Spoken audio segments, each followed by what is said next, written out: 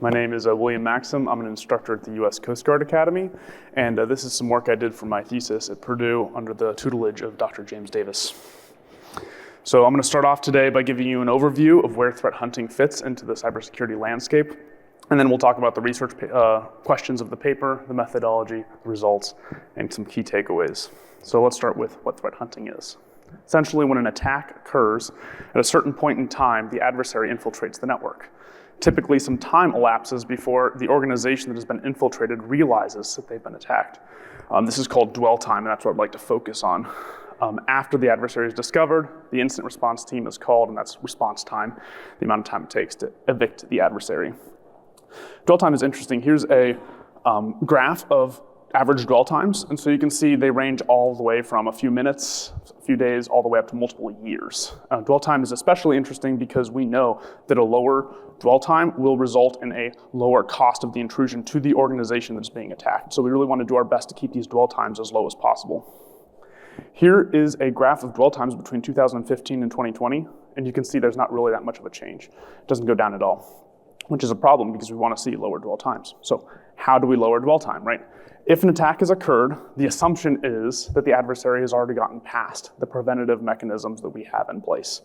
And then perhaps our security operations center has some internal monitors that might pick up the adversary at a certain point in time in the future. That would kind of be this center path on this graph.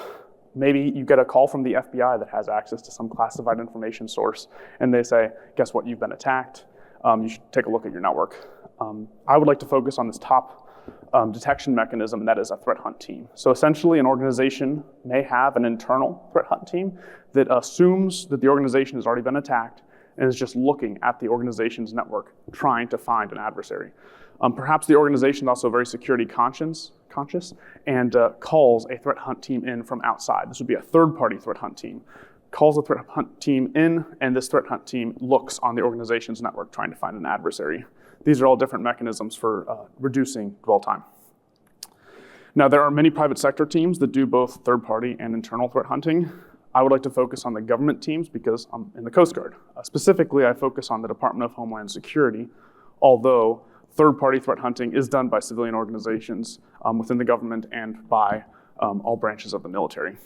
Now, for my study, I interviewed people from Coast Guard Cyber Command because I'm in the Coast Guard. I also interviewed people from a civilian organization within the Department of Homeland Security. It is called CISA, the Cybersecurity and Infrastructure Security Agency. It's actually the only agency in government that cares so much about security, they put it in their name twice. So I have a few cybersecurity frameworks that are very useful in threat hunting. You may be familiar with MITRE ATT&CK, Lockheed Kill Chain. Those help tell you what the adversary does so you can look for the right things. There's also some interesting frameworks like the hypothesis checking framework. If you're threat hunting, you can kind of create a hypothesis. If I was an adversary, I would attack the network in this way. And then you can see if you see signs that an adversary has done that, kind of check your hypothesis. The last one I wanted to mention here is the pyramid of pain that tells you what artifacts to look for in order to do the most damage to the adversary's offensive capability. All these threat hunting frameworks are extremely useful, but they're not methodologies. They don't tell you step one of a hunt is this, step two is this, step three is this. They're frameworks to help you prioritize information, not methodologies. Methodologies are interesting to me because, as you can see from this big green slice, most organizations that do threat hunting, not all the organizations in this pie chart do threat hunting, but most of the ones that do it ad hoc without a process. And so it's important to figure out what a good threat hunting methodology is so we can kind of standardize what we're doing when we talk about threat hunting.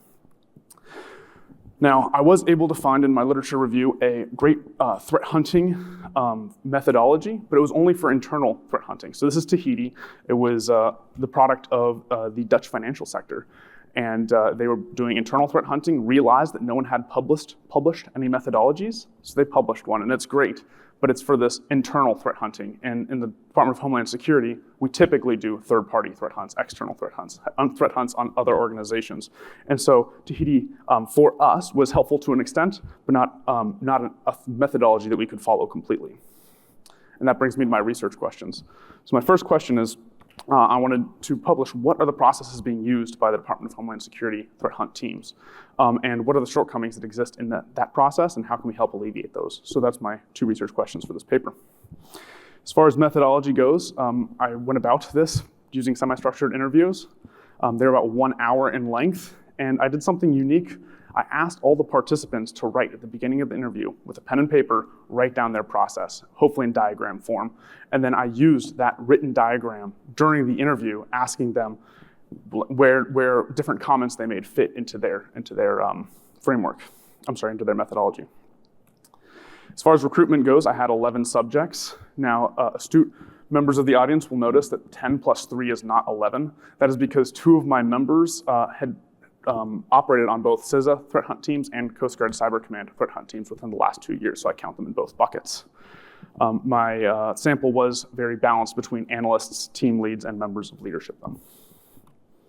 As far as results go, I had all these drawn diagrams, and these are actually real drawn diagrams. So you can see some of them, like the one on the bottom left, very useful. The one at the top there, very small. I was able to collect more data in the interview, though, so not all the data I have is coming from these drawn diagrams, but I took these drawn diagrams and the descriptions of them from the interviews, and I put them together into an observed process. So this kind of answered research question number 1. And this was the process that came out of that. And you can see here that once a hunt begins, that's typically a decision made by leadership. The mission planning phase includes kind of the leadership and also the team leads, and this is the first time that intelligence sources are kind of used in this planning process. Hopefully intelligence continues to support the hunt throughout the entire operation. After the planning phase, we go into this pre-mission activities phase where the analysts and team leads tend to make sure their equipment is working, also do any pre-deployments if they're going to do any pre-deployments of equipment to the site that they're going to be hunting on. At this point in time, the team transitions over to the remote site, to the external organization that they'll be hunting, and they have 2 analysis loops that they do. One of them is a manual analysis loop. You can think about a threat hunter sitting in front of a keyboard, manually going through data, trying to find malicious behavior. The other loop is an automatic alert loop. This is much more of like an intrusion detection system that the threat hunt team brings with them, plugs into the network, and is triaging all these alerts because you don't really have time to baseline an IDS when you're on site. And so your alerts are by definition very noisy because of that. And so those are kind of the 2 things that happen iteratively while the hunt team is on site until either they run out of time or if they find the adversary, hopefully they do, then the mission ends and the incident response team is called in. So that was research question number 1. Here's research question number 2, the shortcomings of the DHS process. I'll let you read those for a second.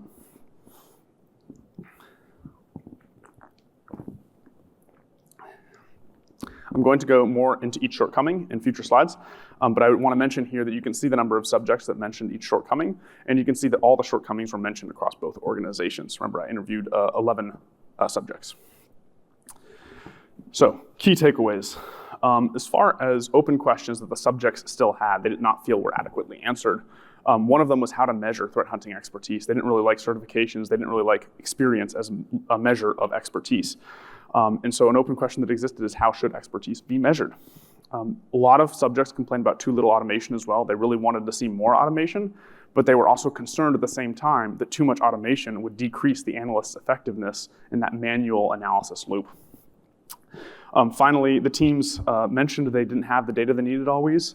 And one question they had is how to determine whether a data source will be useful ahead of time, because it's only typically after the fact, after you've looked through the data, spent hours on it, then you realize the data was actually garbage. And so they would like to know ahead of time what data should be collected. And so I wanted to highlight those open questions that the participants mentioned.